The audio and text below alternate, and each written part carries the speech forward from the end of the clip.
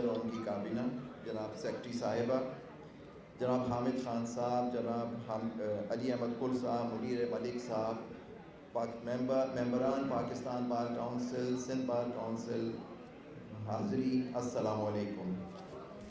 میں کچھ کہنا چاہتا تھا لیکن 2-3 باتیں میں نے سنی جس کے بارے میں پوچھنا چاہتا ہوں۔ میں 2 باتوں سے بڑا امپریس ہوا۔ ایک فیصل مغل نے جو بات کی کہ ہم یہاں تقریریں تو کرتے ہیں لیکن یہ بتائیں ہمیں کرنا کیا ہے۔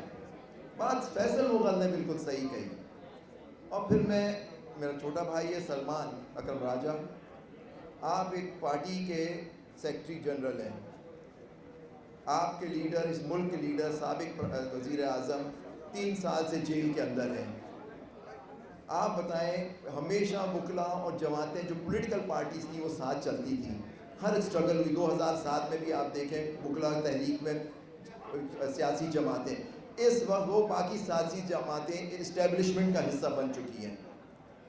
آپ یہ مانیں، آپ نے بات کی کہ غور صاحب کرتی ہے جنگ ہے جنگ ہے جنگ ہے، کہاں ہے جنگ؟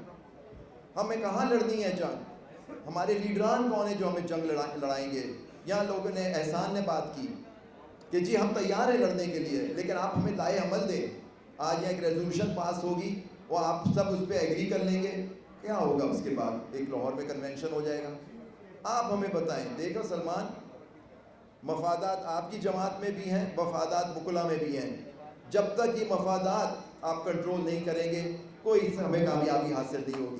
آپ کو یہ کنٹرول کرنا ہوگا۔ آپ ایک جماعت ہیں، آپ جماعت ہیں جو ایک اپوزیشن کی جماعت ہے اور ہم لوگ بھی اپوزیشن کے لوگ ہیں، ہم ساتھ آپ کے چلنے کے لیے تیار ہیں۔ آپ تو نکلے سڑکوں پہ، آئیے نکلیے۔ ہم نے وہ دیکھا نومبر 2024 میں کیا ہوا، ہزاروں لوگ شہید کر دیے گئے اسلام آباد پنڈی کے اندر۔ آپ کی لیڈرشپ کہاں تھی؟ دیکھیں تو اس طرح یہ بھی آپ کو دیکھنا پڑے گا، یہ بہت ضروری ہے یہ چیزیں۔ آپ آج اس فورم سے میں خراج تحسین پیش کرتا ہوں حسیب کو، ان کی ٹیم کو، کہ انہوں نے یہ اقبالی سندھ ہائی کورٹ کی ہمیشہ رواج رہی ہے۔ سندھ ہائی کورٹ یہ وہ کورٹ ہے جس نے پاکستان میں جب شب خون مارا گیا آئین کے اوپر، آئین تو نہیں تھا اس کے اوپر، ایک حکومت کے اوپر، جمہوری حکومت پہ، تو مولوی تمیز الدین خان یا برقع پہن کے آئے اسی کورٹ میں، یہ آپ کی بلڈنگ میں، تاکہ اس وقت جو پورے گھیرا ہوا تھا اسٹیبلشمنٹ نے، فوج نے اور مختلف لوگوں نے، کہ وہ پہنچ نہ سکے۔ ہمارے اسپیکر تھے مولوی تمیز الدین خان پارلیمنٹ کے، انہوں نے پھر بھی آ کے پٹیشن داخل کی اور سندھ ہائی کورٹ نے فیصلہ دیا آئین و قانون کے لیے۔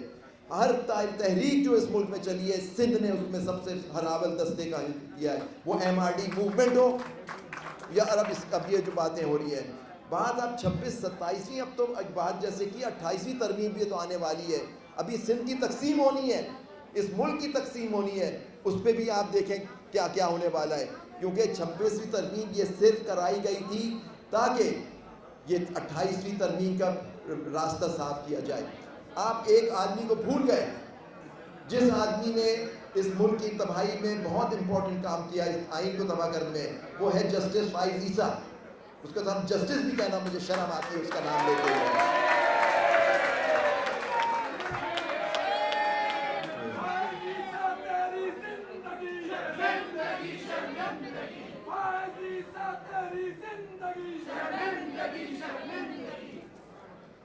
اس نے سب سے پہلے ایک جماعت کے لیڈر نے کہا، آپ کو یاد ہوگا، کہ اگر یہ ریٹائر ہو جائے تو پھر یہ آئینی ترمیم نہیں ہوگی۔ آئینی ترمیم یہ جو اس نے پورا سیٹ اپ کیا، وہ بلے کا کیس اور مختلف کیس ہیں، اس زمانے میں سپریم کورٹ کے بار کا صدر تھا، میں جانتا ہوں اس نے کیا کیا حرکتیں ہوئی ہیں وہاں۔ اس نے فاؤنڈیشن ڈالی، 26ویں ترمیم اس کے زمانے میں ہوئی۔ پھر یہ ہمارا چیف جسٹس جو اب چیف جسٹس ہیں، میں آپ کو بتاؤں، ہم لوگوں نے، آپ لوگ کہتے ہیں کیسز ہم نے فائل کیے، 26ویں ترمیم کو چیلنج کیا۔ مقصود بٹر بیٹھے ہوئے ہیں ہمارے لاہور کے ساتھی، چودھری اشتیاق تھے، اب شاید چلے گئے، چودھری اشتیاق، ہم لوگ ممبر پاکستان بار کونسل تھے، ہم نے چیلنج کیا۔ اس چیف جسٹس نے ان کیس کو لگایا ہی نہیں، لگایا ہی نہیں۔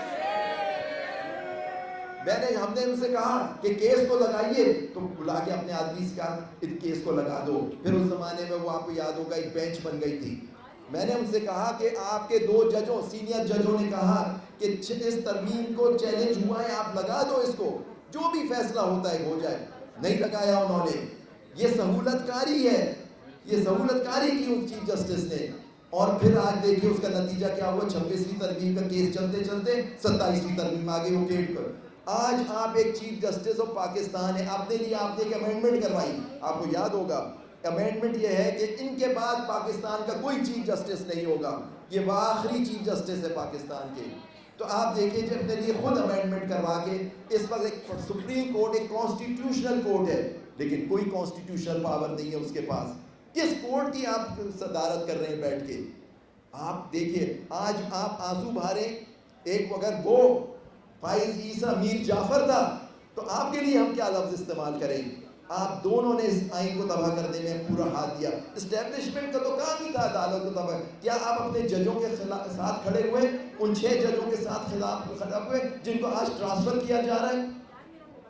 آپ آج خط لکھتے ہیں کہ یہ آزادی عدلیہ کی آزادی کے خلاف ایکشن ہوگا۔ آزادی اب رہی کہاں گئی ہے؟ آج اپنے کورٹ کو دیکھ لیجئے، سندھ ہائی کورٹ کو، یہاں ایک چیف جسٹس ہے، وہ بینچ بھی نہیں بنا سکتے۔ کانسٹیٹیوشنل بینچ الگ ہے اور باقی کورٹ الگ ہے۔ کیا اس ملک کا کر کے آپ نے حال کر دیا ہے؟